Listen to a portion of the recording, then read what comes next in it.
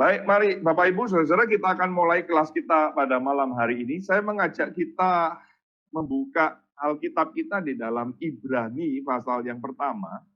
Ibrani pasal yang pertama. Hari ini kita akan berbicara mengenai Allah yang berbicara, masih dalam seri Perang dengan Kata-kata.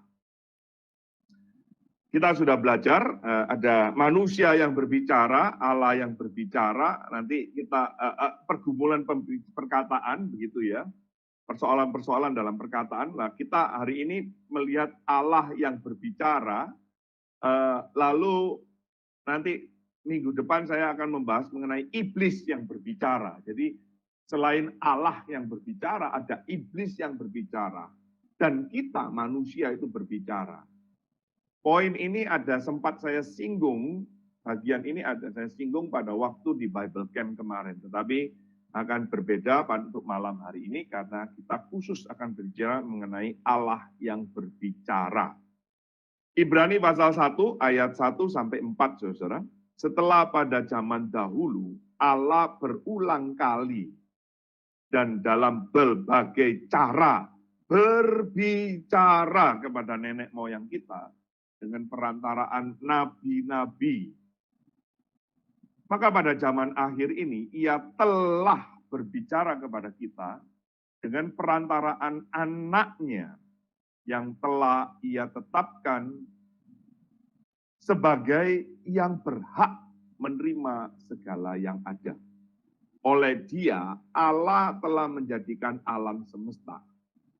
Ia adalah cahaya kemuliaan Allah dan gambar wujud Allah, dan menopang segala yang ada dengan firman-Nya yang penuh kekuasaan. Dan setelah ia selesai mengadakan penyucian dosa, ia duduk di sebelah kanan yang maha besar di tempat yang tinggi, jauh lebih tinggi daripada malaikat-malaikat, sama seperti nama yang dikaruniakan kepadanya, jauh lebih indah daripada nama mereka. Pembacaan firman Tuhan sampai di sini. Mari kita masuk di dalam doa. Bapa di dalam surga, kami sungguh bersyukur malam hari ini. Sekali lagi kami boleh diberi kesempatan untuk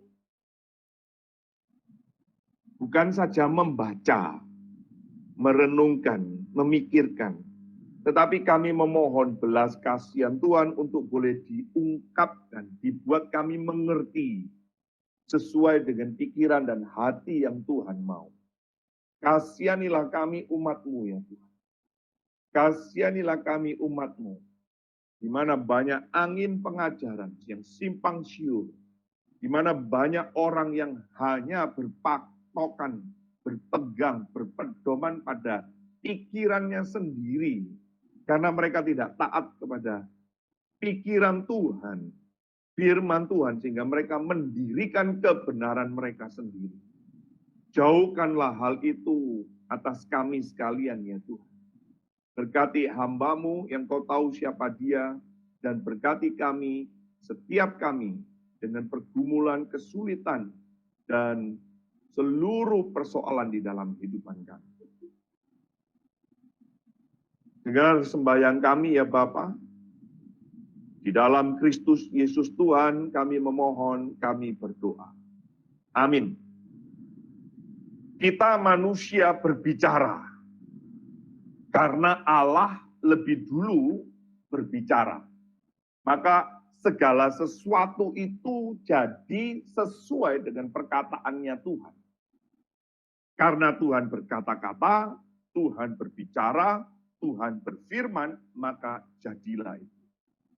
Dan konsep Allah berbicara menjadi penting bagi orang Kristen. Karena apa? Ini menjadi simbol yang real, ya, menjadi gambaran yang real bahwa sesembahan kita itu bukan yang mati, yang tidak bisa berkata-kata, yang tidak bisa berbicara. yang tidak peduli dengan persoalan umatnya manusia. Jadi Allah yang berbicara ini sangat penting signifikansinya di dalam iman Kristen. Karena segala sesuatu ada karena perkataannya Tuhan. Apa yang didengar oleh manusia, pertama kali waktu Tuhan menciptakan segala sesuatu dengan firman, dan salah satunya Tuhan menciptakan manusia, dan yang pertama kali yang didengar oleh manusia, yaitu perkataannya Allah, bukan sesamanya manusia.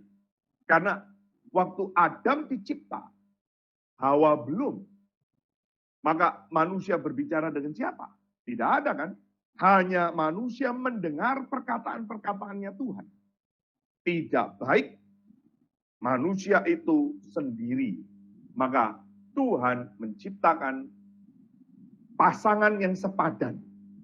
Dan Tuhan membuat Adam tertidur, lalu Tuhan mengambil dari tulang rusuk Adam itu untuk dijadikan Hawa. Perkataan yang pertama kali bukan juga dari iblis. Jadi perkataan yang pertama kali didengar oleh manusia adalah perkataan-perkataannya Allah. Itu sebab saudara-saudara pentingnya memperkatakan perkataan-perkataannya Tuhan melalui firman yang kita baca. Karena dari situlah muncul iman, muncullah pengharapan kita, muncullah kasih kita kepada Tuhan. Nah saudara-saudara, malam hari ini kita akan melihat pelajaran penting apa saja yang bisa kita ambil dari pengertian Allah yang berbicara. Pelajaran yang pertama, saudara-saudara, Allah menyatakan dirinya, kehendaknya, rencananya, serta tujuannya melalui perkataan-perkataannya. Allah memberikan dirinya untuk dikenal melalui firman-Nya. Maka saudara dan saya, dari mana kita bisa tahu ada Allah? Ya dari Allah sendiri. Bagaimana kita bisa mengenal Allah yang tidak kelihatan? Ya dari Allah sendiri. Bukan dari katanya orang ini, bukan katanya si A, si B, bukan karena katanya pendeta, tidak. Bukan juga karena katanya nabi, tidak. Tetapi dari Allah sendiri. Kita sudah belajar, segala sesuatu jadi, segala sesuatu ada oleh karena firman Tuhan, perkataan Allah. Dan dengan anugerah belas kasihannya, Tuhan membiarkan dirinya dapat dikenal, dapat dimengerti, dapat dipahami kehendaknya, rencananya yang kekal itu, tujuannya yang mulia agung itu, melalui bahasa manusia. Bukan bahasa surga sana, tetapi bahasa manusia. Diketahui, dikenal melalui apa? Melalui firman, melalui perkataan-perkataannya.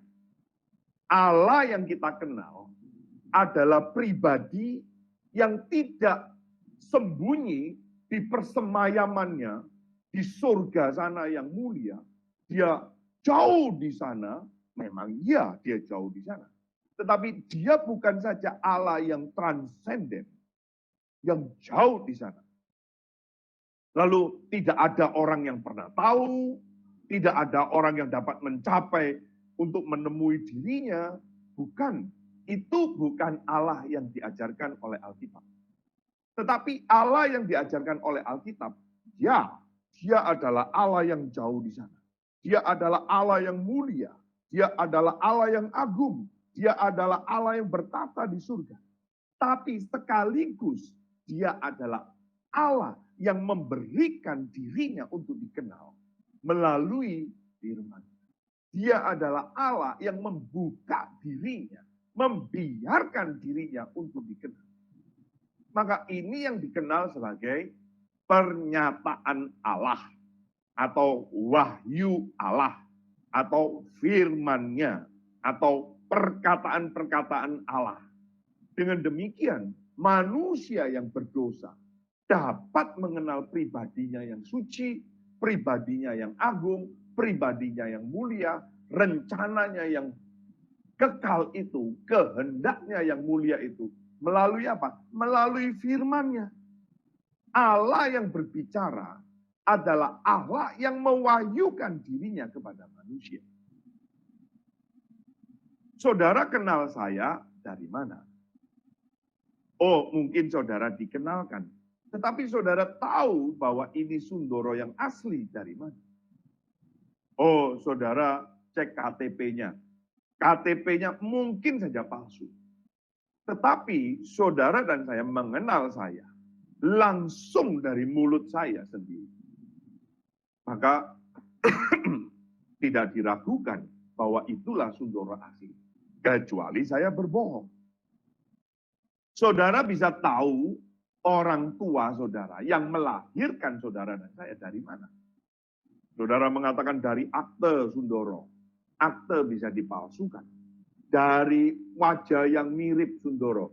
Wajah yang mirip di pasar banyak.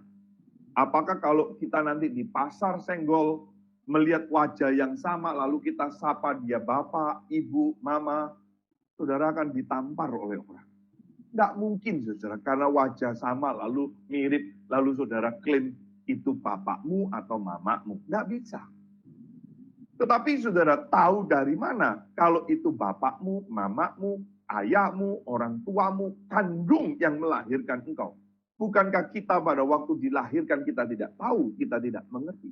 Dari mana kita tahu? Bukti yang paling otentik, yang paling kuat adalah perkataan daripada orang tua kita sendiri. Akulah yang melahirkan kamu nak, akulah yang melahirkan dari perutkulah engkau dilahirkan oleh Tuhan. Tidak ada yang bisa mengganggu dan itu yang paling mutlak legalitasnya. Demikian juga dari mana kita bisa tahu ada Allah yang hidup.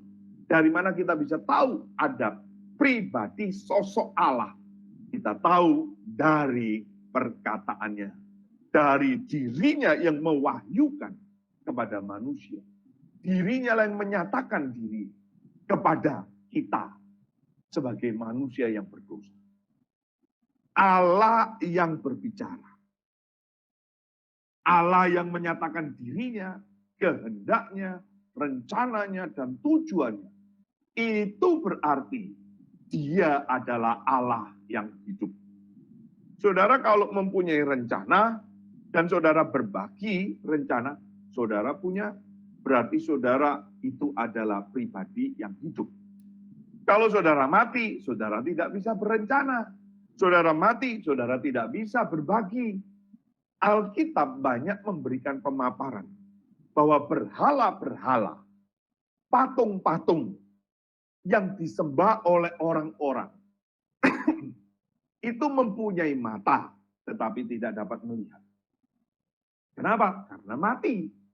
Dia punya kaki tapi dia tidak bisa datang menolong saudara. Dia punya tangan tetapi tidak bisa menolong engkau dan aku. Karena apa? Mereka mati, mereka buatan manusia. Tetapi Allah yang kita sembah, Allah yang menyatakan dirinya di dalam Alkitab adalah Allah yang hidup. Maka dia bisa berbicara. Hanya mereka yang hidup yang bisa berbicara. Tadi kita sudah membaca di dalam Ibrani. Dia dalam berbagai cara,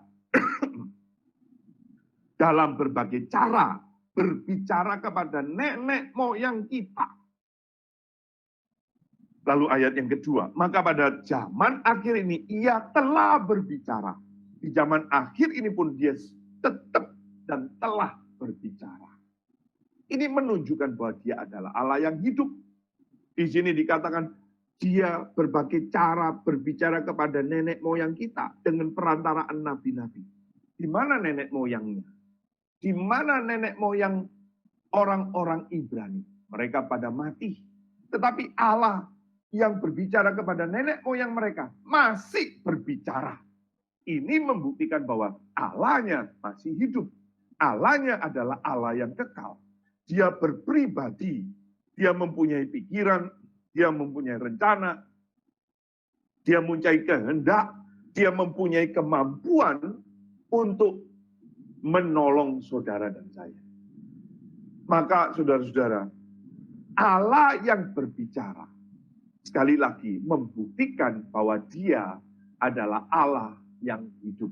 Sehingga dia menyatakan dirinya, rencananya, kehendaknya, tujuannya kepada saudara dan saya. Melalui perkataan-perkataan.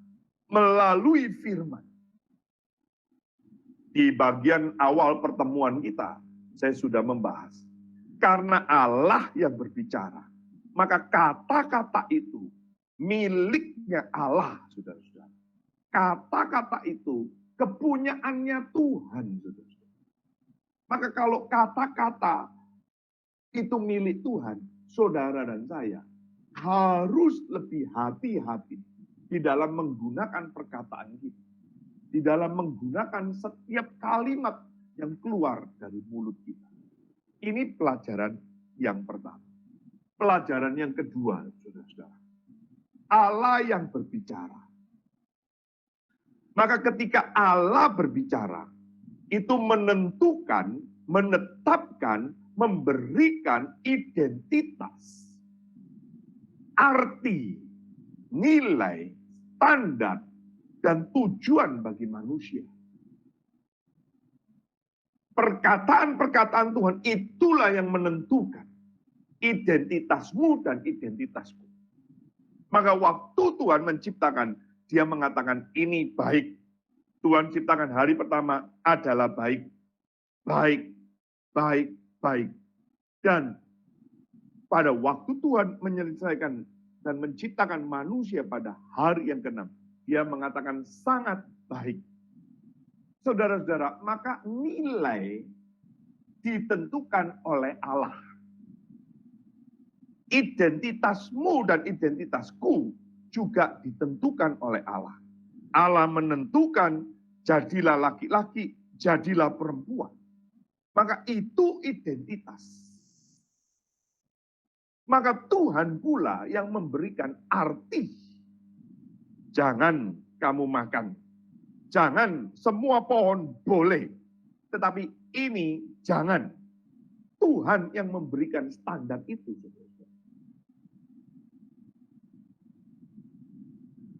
Atau bahkan kepada sesamanya, saudara-saudara, manusia itu menilai sesamanya. Oh iya, tentu. Kita diberikan kemampuan, kita bisa menilai, kita bisa menganalisa. Maka kalau begitu, saudara, penilaian tidak harus dari Allah. Oke, lalu dari mana? Dari saya, dari manusia. Oke, boleh. Tapi saudara perhatikan, di dalam sejarah, manusia menilai sesamanya manusia. Banyak sekali yang keliru. Manusia menilai, mengukur, menghargai, menetapkan identitas sesamanya manusia itu bisa salah. Sehingga terjadi penghinaan, terjadi pelecehan, terjadi rasis, terjadi kekacauan, saudara-saudara. Bahkan ada manusia menilai sesamanya manusia, dia katakan, oh tidak apa-apa dibunuh karena ini hanya monyet. Oh ini tidak apa-apa dilecehkan karena ras tertentu ini memang membawa celaka. Ras kami lebih unggul daripada yang lain.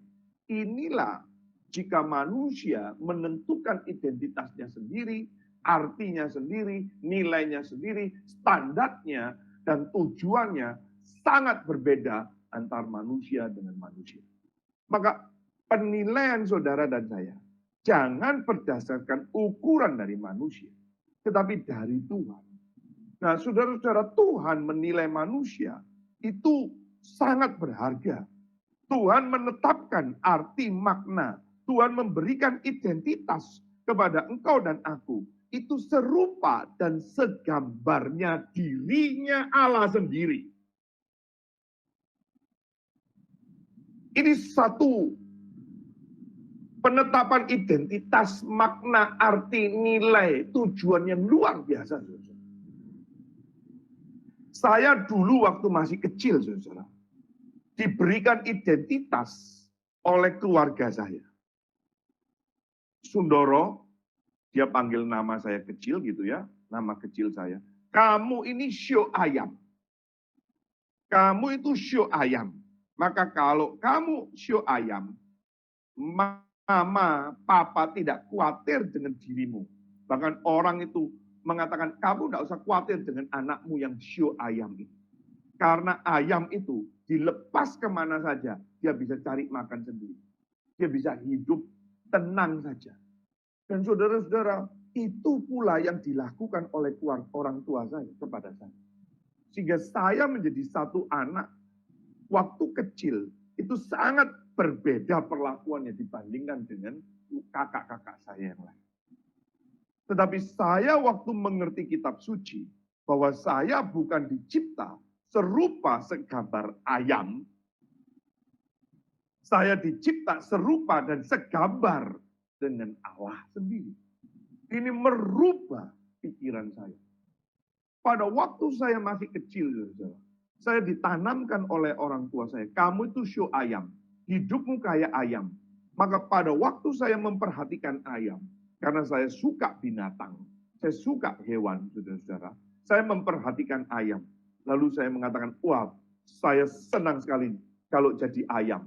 Karena saya perhatikan, ayam itu, saudara-saudara, kawin terus di mana-mana. Wah, kawin dengan betinanya, banyak sekali betinanya. Saya masih kecil, saudara, tapi pikirannya sudah porno dan jorok begitu, saudara. Karena memang manusia yang berdosa. Saya pikiran, wah saya punya istri banyak nanti. Dan saudara-saudara diramalkan di tangan saya. Peramal itu mengatakan bahwa istri saya itu bakal 4. Woi, saya waktu itu enggak puji Tuhan. Pokoknya saya bilang, ye, istriku 4 katanya. Dan orang tua saya itu mengaminkan dan diketawa-ketawa. Saya masih ingat momen-momen itu. Tetapi ketika saya sadar bahwa saya dicipta bukan serupa dan segambar dengan ayam. Saya kembali kepada firman. Oh, saudara-saudara, jauh lebih indah, jauh lebih agung. Identitas saya lebih mulia daripada ayam.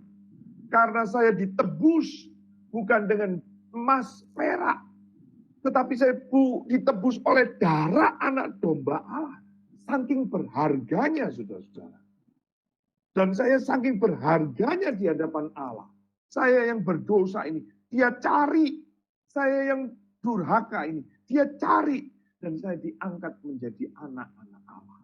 Saudara-saudara, bukankah ini penilaian? Satu standar, satu arti, satu identitas yang agung.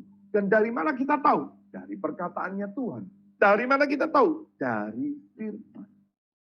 Maka Allah yang berbicara, ini penting saudara-saudara. Karena dialah yang menetapkan, dialah yang menyatakan, melalui firman-Nya, melalui perkataan-perkataannya, tentang siapa sesungguhnya jati diri manusia. Siapa sesungguhnya jati dirimu, dan siapa diriku. Apa artinya menjadi manusia? Nilai-nilai yang bagaimana? Standar yang seberapa? Apa yang menjadi tujuan saudara dan saya sebagai manusia? Manusia menilai manusia lainnya. Saudara-saudara, ada yang dianggap sebagai mesin seks. Ada yang dianggap sebagai budak yang hanya untuk mendatangkan keuntungan tuannya saja. Bahkan ada yang menganggap manusia itu salah satu binatang yang berakal. Salah satu binatang yang berakal. Coba lihat. Padahal manusia dan binatang itu sangat beda. Tuhan menciptakan binatang dengan perkataannya. Tidak ada kalimat serupa dan segambarnya Allah. Saudara perhatikan. Manusia menilai sesamanya manusia itu ada sebagai, oh kamu objek, saya subjek. Kamu hanya alat, kamu miskin, kamu tergantung sama saya. Maka kamu saya yang tolong, kamu harus ikuti perkataan-perkataan. Sehingga manusia diperalat. Nah, kita berdoa, sebentar lagi kita akan masuk di apa ini? Memasuki pemilihan umum. Saudara-saudara, apa ini? Musim politik, saudara. Waduh, saudara-saudara, ini akan diperalat. Siapa memperalat siapa? Siapa diperalat siapa?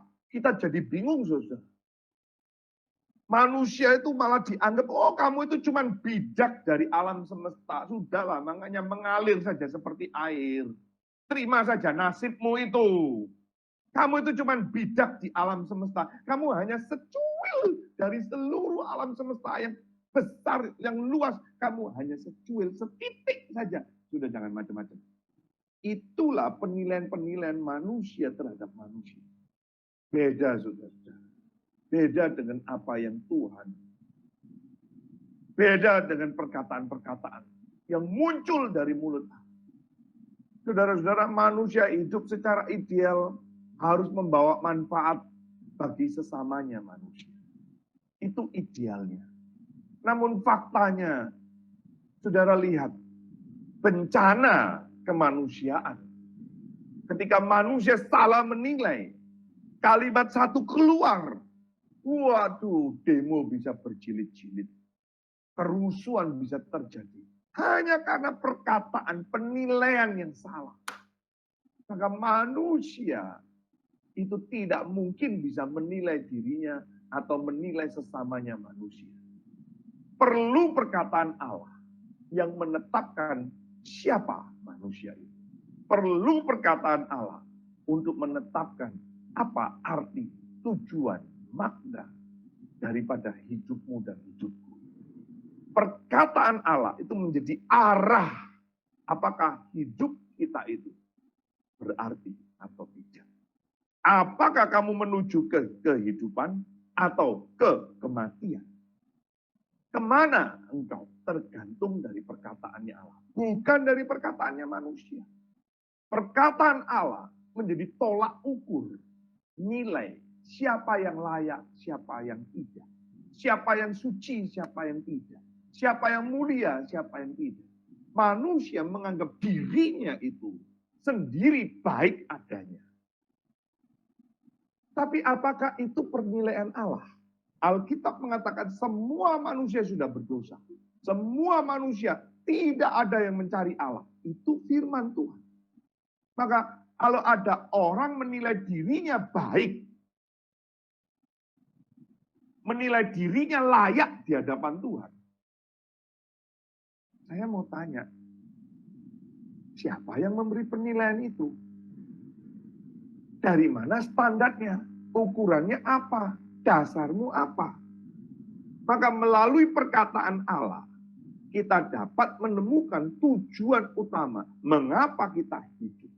Mengapa kita menjadi manusia? Dan apa artinya itu menjadi manusia?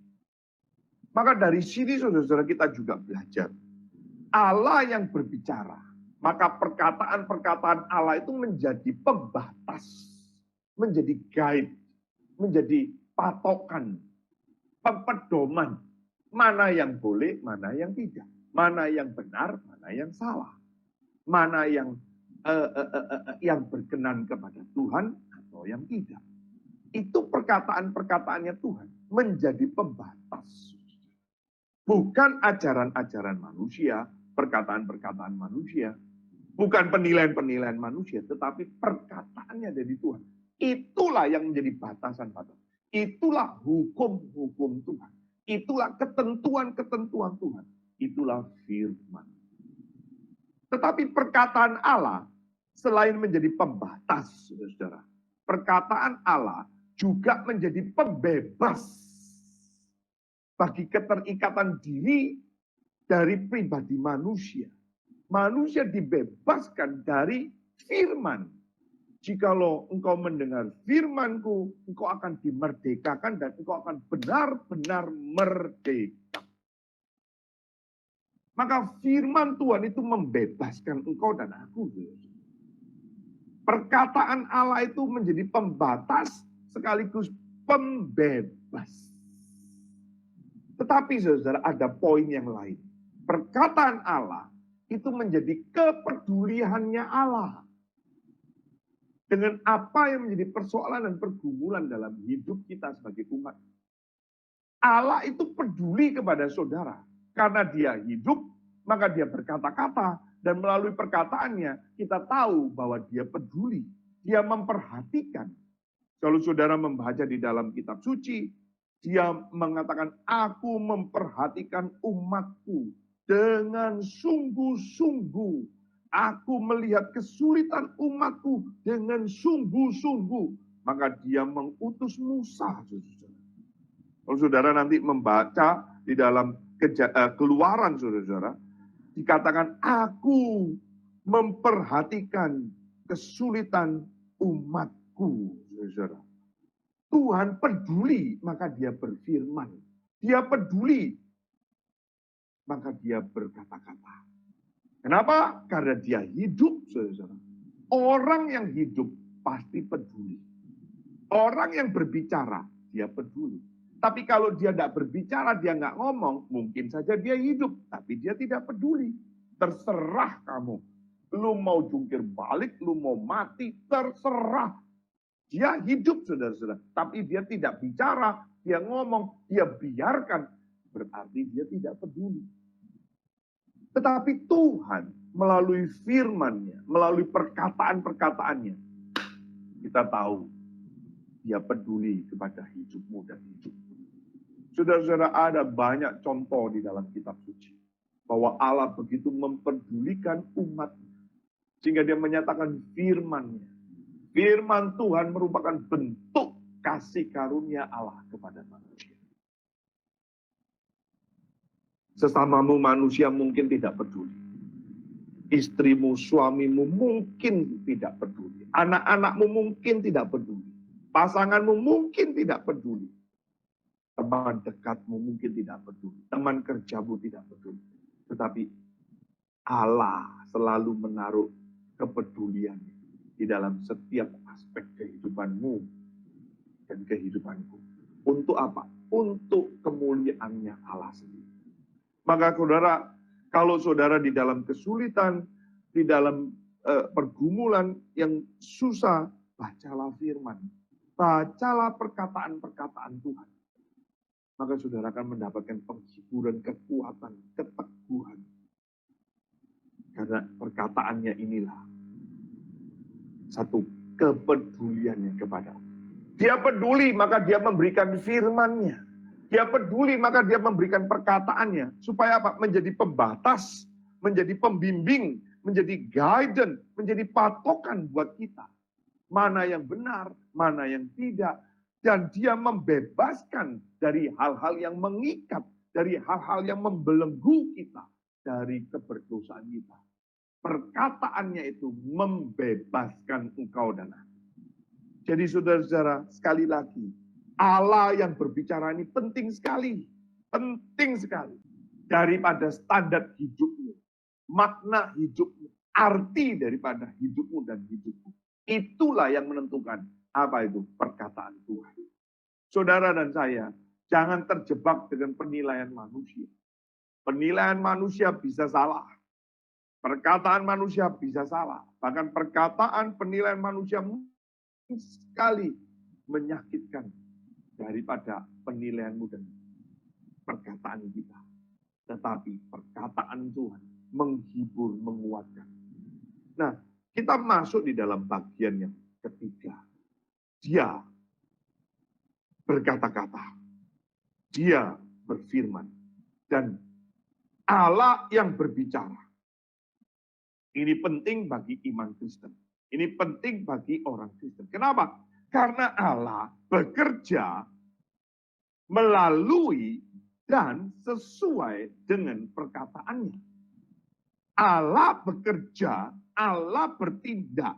Kepeduliannya dinyatakan melalui apa? Melalui firman, melalui perkataannya. Dan sesuai dengan perkataannya.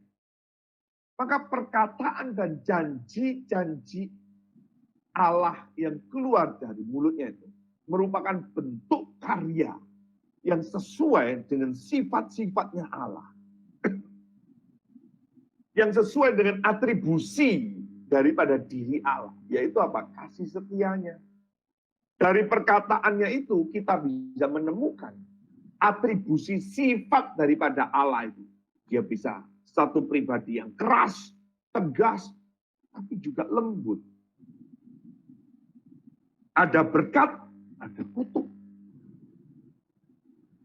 Dan itu dinyatakan dengan penuh kasih, penuh belas kasihan.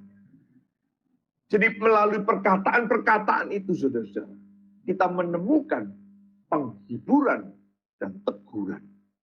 Kita menemukan undangan sekaligus juga bisa menjadi satu apa?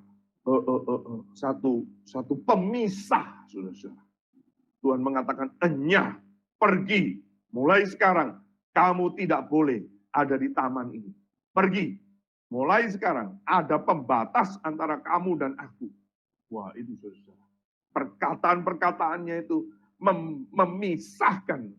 Dan saudara-saudara, dikatakan di dalam Ibrani. Firman Tuhan itu lebih tajam daripada pedang bermata dua. Yang bisa memisahkan manusia itu dengan sumsumnya. Sampai sebegitu tajamnya perkataan Tuhan.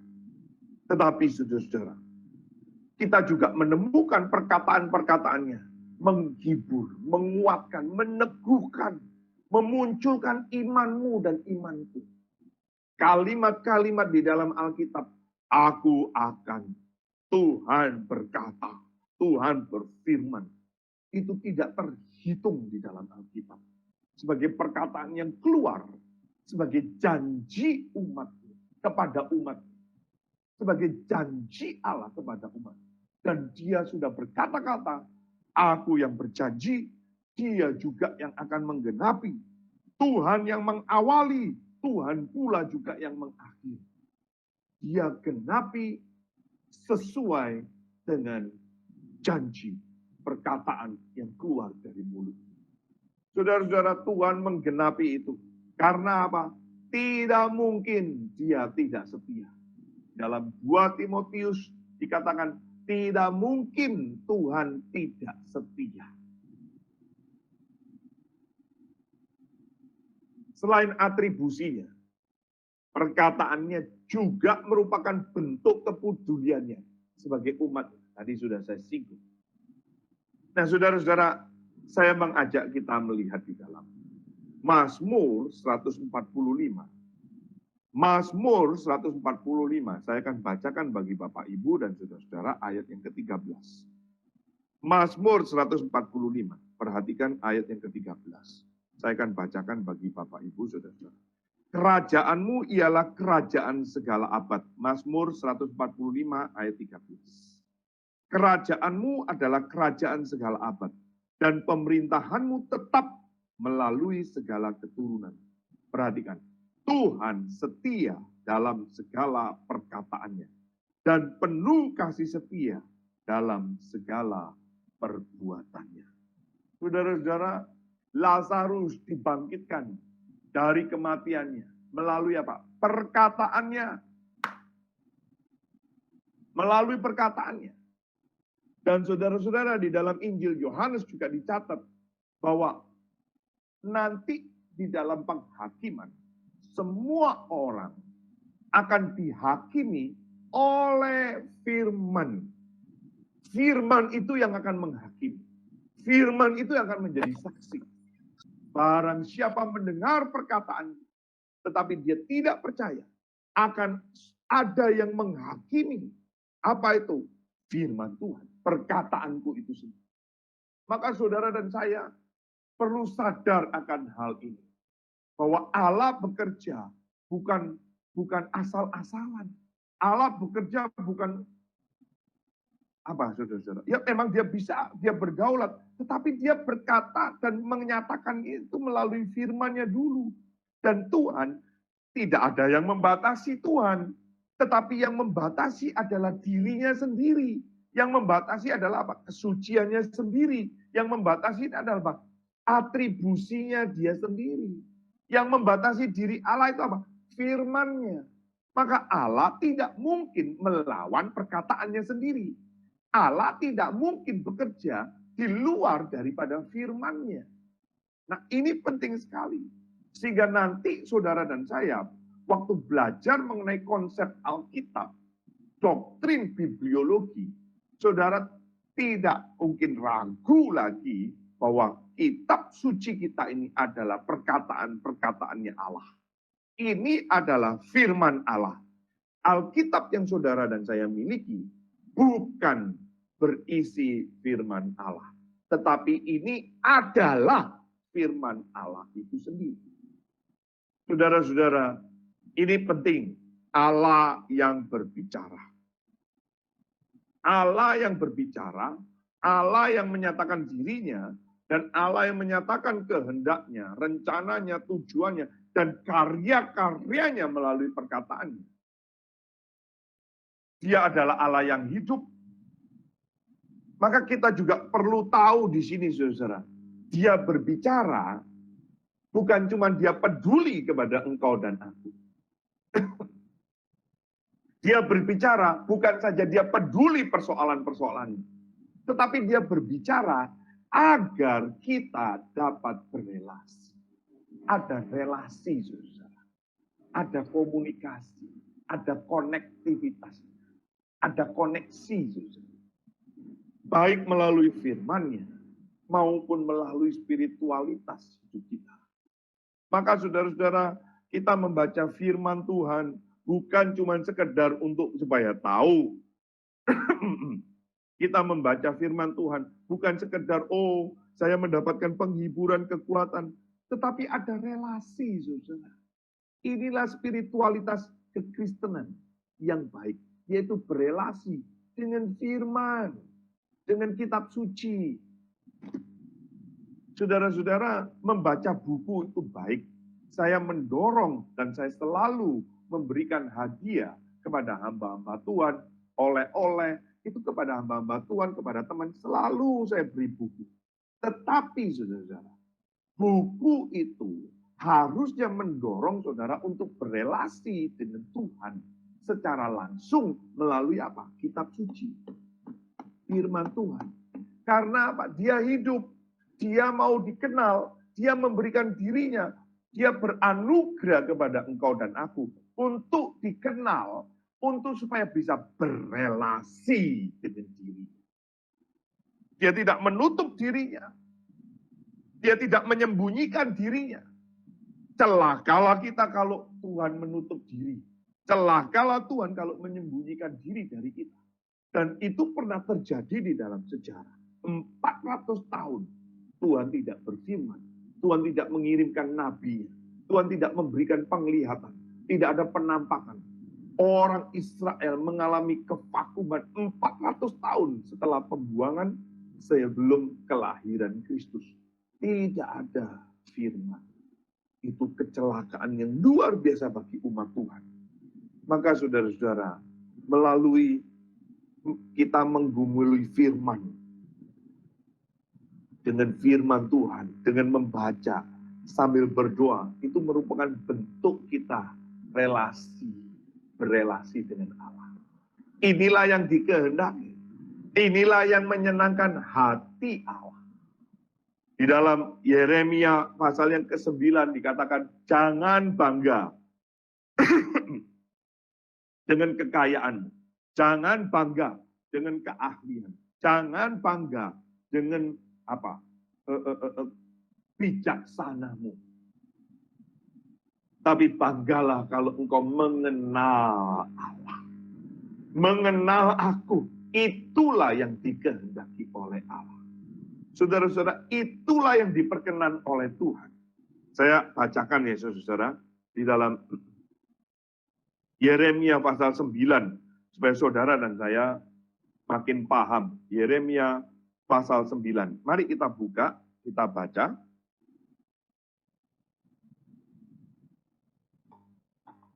Yeremia 9 ayat 23. Beginilah firman Tuhan. Inilah perkataan Tuhan. Saudara dengar baik-baik. Inilah perkataan Tuhan. Janganlah orang bijaksana bermegah karena kebijaksanaannya. Janganlah orang kuat bermegah karena kekuatannya. Janganlah orang kaya bermegah karena kekayaannya. Tetapi siapa yang mau bermegah, baiklah bermegah karena yang berikut. Apa itu yang berikut? Bahwa ia memahami dan mengenal aku. Bahwa akulah Tuhan yang menunjukkan kasih setia, keadilan, dan kebenaran di bumi. Sungguh semuanya itu kusukai. Demikianlah firman Tuhan. Ini yang diperkenan oleh Tuhan. Ada relasi, saudara. Ada koneksi. Ada pergaulan. Maka perkataan Tuhan ini penting sekali. Mari kita lihat satu bagian lagi di dalam 1 Yohanes. Surat 1 Yohanes pasal yang kedua. 1 Yohanes pasal 2 ayat yang kelima. Saya bacakan bagi Bapak Ibu, saudara-saudara. Tetapi barang siapa, 1 Yohanes 2 ayat yang kelima. Tetapi barang siapa menuruti firman-Nya, di dalam orang itu sungguh sudah sempurna kasih Allah. Dengan itulah kita ketahui bahwa kita ada di dalam Dia. Maka ada relasi yang intim. Dia di dalam aku di dalam Dia.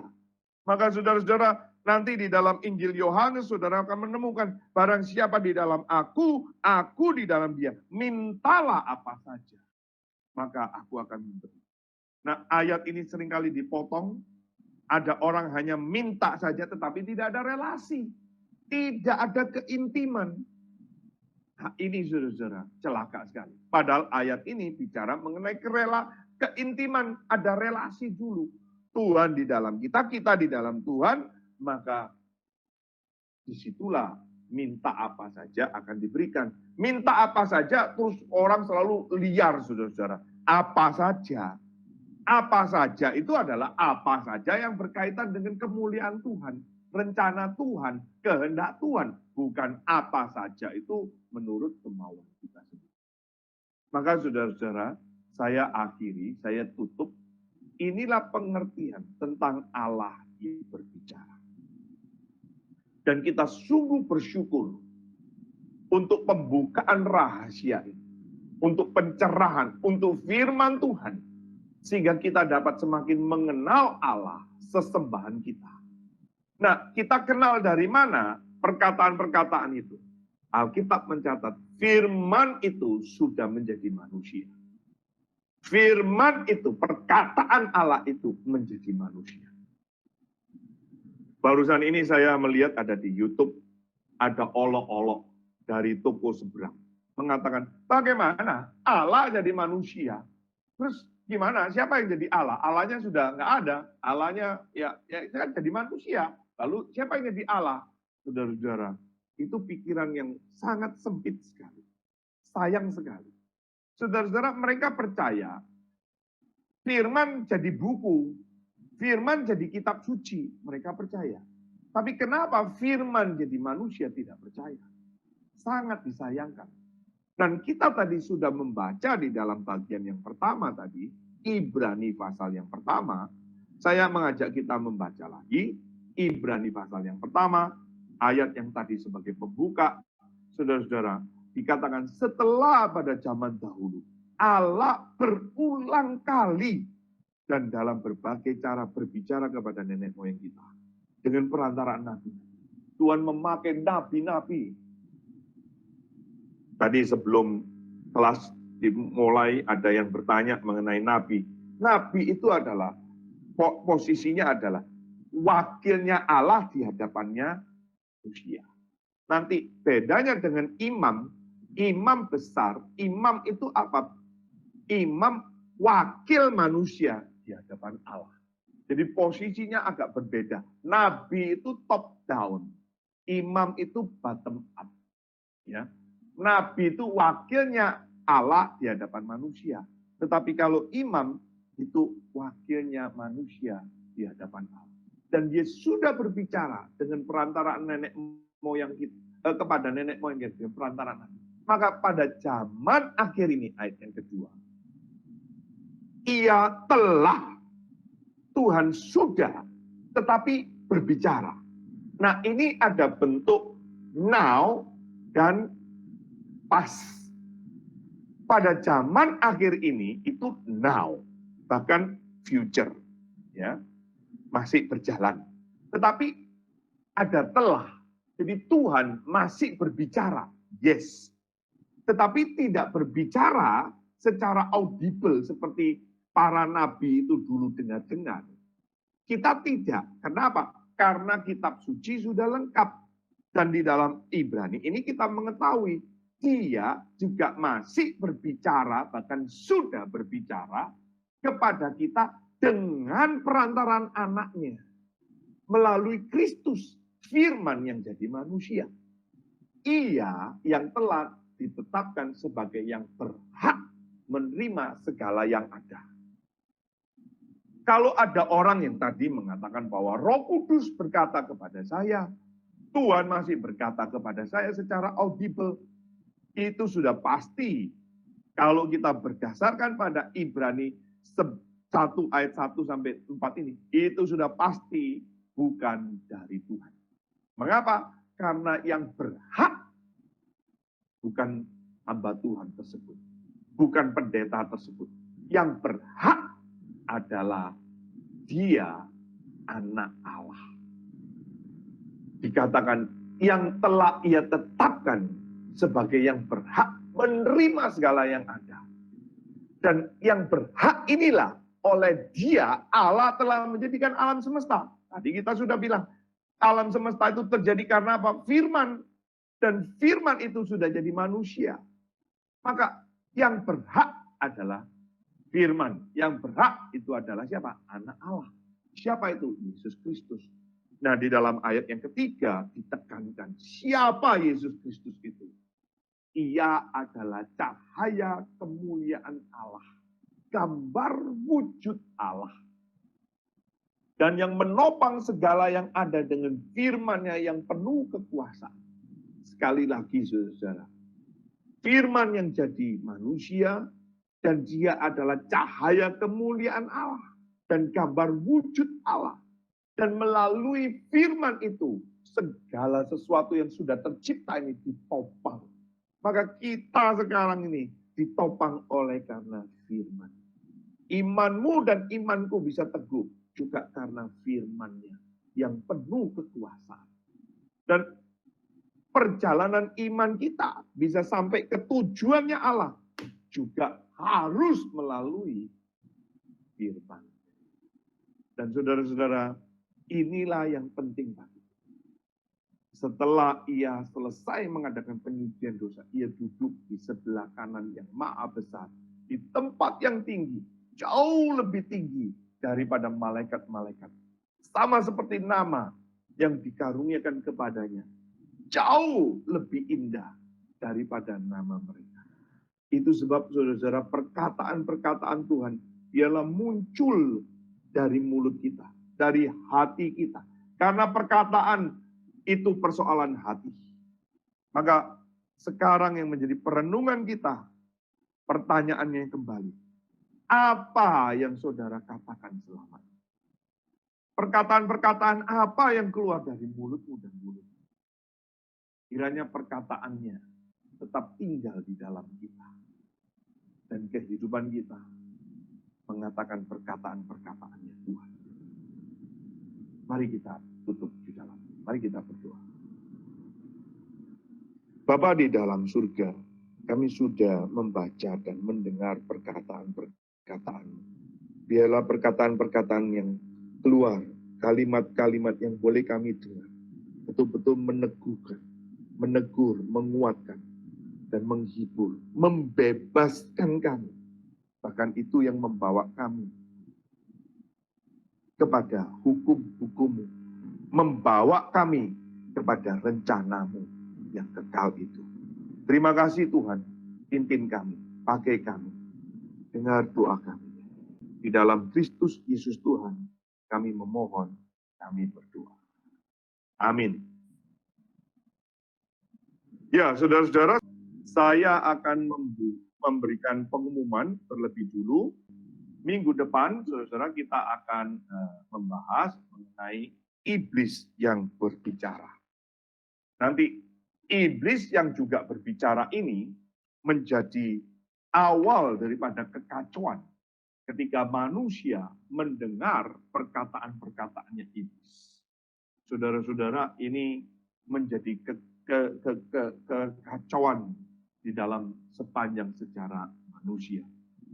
Nah, saudara-saudara, harap minggu depan saudara masih bisa ikut, dan saudara juga boleh persiapkan pertanyaan-pertanyaan yang berkaitan dengan perang kata-kata ini, seri perang kata-kata.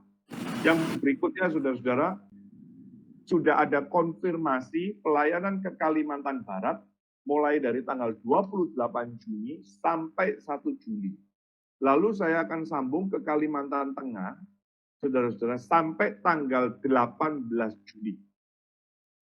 Nah, saudara berdoa ya, nanti tanggal 28 sampai 18 Juli itu lumayan panjang, saudara, saya di Kalimantan. Lalu 18 saya kembali, 20 saya terbang ke Papua, ke Wamena. Saudara berdoa, supaya Tuhan beri kemampuan, kekuatan yang cukup, dan kuasa yang dari Tuhan.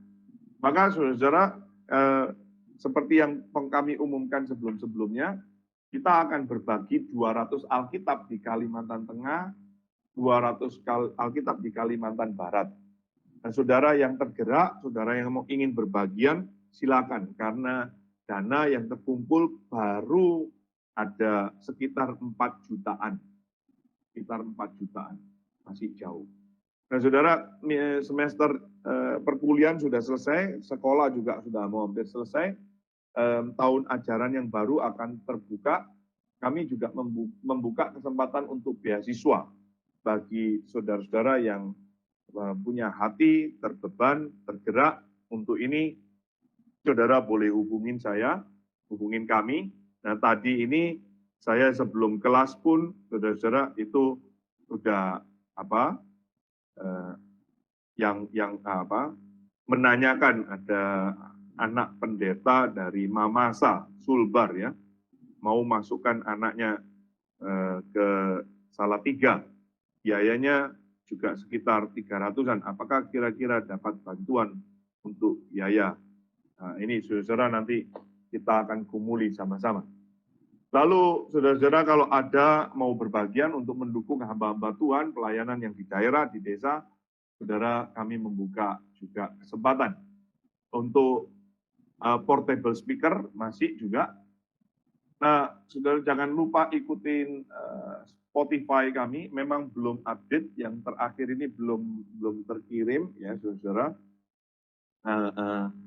Tetapi yang lama-lama masih lah ya, saudara yang mau masih ikutin yang lama-lama, saudara bisa ikutin Spotify atau Anchor pelayanan Garam Bali.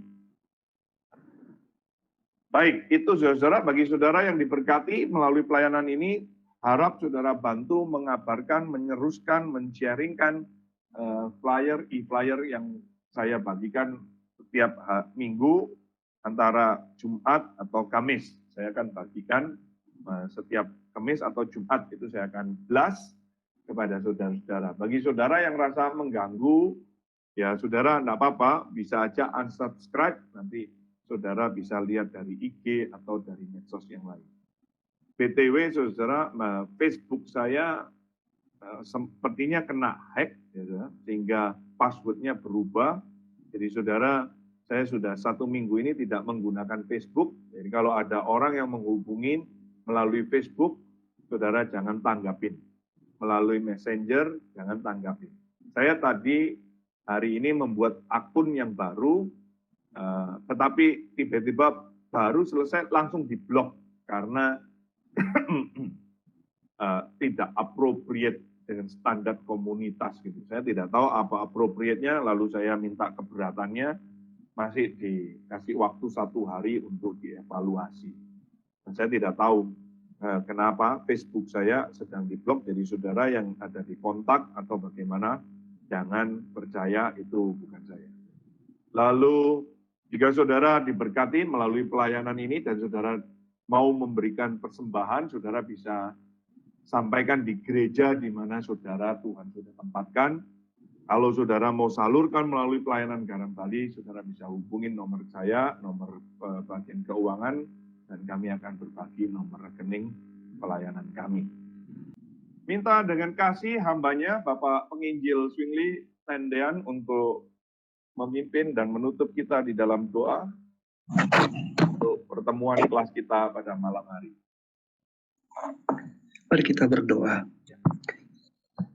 Bapa kami yang bertata di dalam kerajaan surga, sungguh kami mengucap syukur kepada Tuhan untuk waktu dan kesempatan di mana kami semua boleh belajar dari kebenaran firman Tuhan yang disampaikan oleh hamba-Mu. Biarlah ya Tuhan, apa yang kami pelajari pada malam hari ini, apa yang boleh kami dengar, itu akan terus membentuk kehidupan iman kami, di mana kami boleh menjadi murid-murid-Mu yang setia, yang melakukan kebenaran firman-Mu dalam hidup kami sehari-hari, juga di dalam setiap pelayanan demi pelayanan yang Tuhan percayakan bagi kami untuk berbagian di dalamnya.